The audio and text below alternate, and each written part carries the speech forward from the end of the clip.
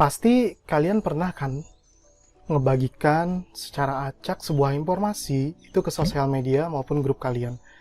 Atau paling enggak di grup keluarga kalian itu pernah ada keluarga kalian yang men-share informasi sebelum membacanya. Nah, ketika kita membacanya, ternyata informasi tersebut adalah hoax. Nah, ini adalah akibat dari informasi yang belum disaring dengan baik. Akibatnya, karena satu orang yang membagikan, akhirnya semua orang yang merasakan akibatnya dari betapa buruknya sebuah hoax. Allah Subhanahu wa Ta'ala telah memperingatkan kepada kita bahwasanya bila di antara kita adalah orang-orang yang fasik yang mencoba memberikan sesuatu, yang mencoba untuk menginformasikan sesuatu kepada kita mesti mengecek dulu kebenarannya. Kita mesti melihat dulu, memvalidasi apakah benar informasi tersebut atau salah. Nah, jadi intinya di dalam Quran surat Al-Hujurat ayat 6 tersebut, Allah Subhanahu wa Ta'ala ingin memerintahkan kita bahwasanya kita mesti melihat dulu apa yang disampaikan, bukan siapa yang menyampaikan. Beberapa di antara kalian barangkali ada yang membaca surat kabar atau informasi-informasi online, ya minimal melihat sebuah infografik lah ya. Nah, jadi teks-teks seperti ini yang kita lihat ya, beberapa di antaranya itu ada yang disebut dengan sebagai teks artikel ya, atau teks opini. Teks artikel ini adalah tulisan lengkap di dalam media massa yang membahas topik tertentu. Ya, topik tersebut dibahas secara aktual dan lugas. Artinya, topik tadi dibahas dengan melihat fakta-fakta yang ada dan mengaitkannya dengan opini dari si penulis. Artikel itu sedikit banyak ada persamaan dengan yang namanya esai, karena sama-sama berdasarkan fakta.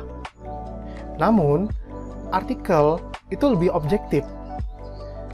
Karena artikel itu dari sesuatu yang dipikirkan, ya, bukan sesuatu yang dirasakan.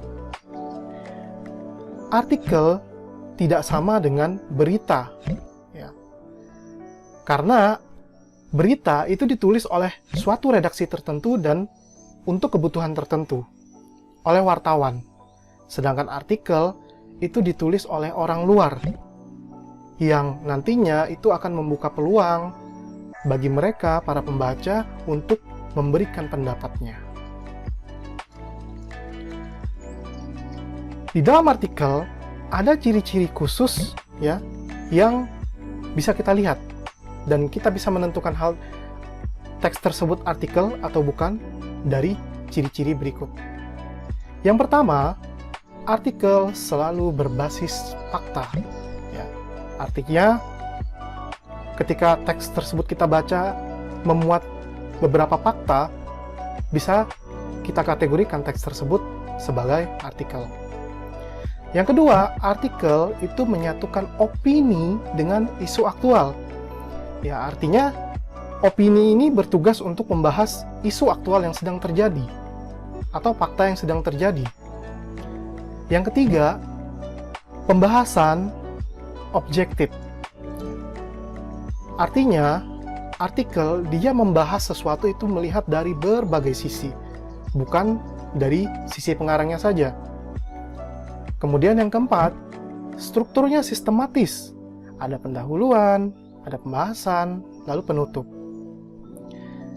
Yang terakhir, yang paling utama adalah bahasanya baku. Ya.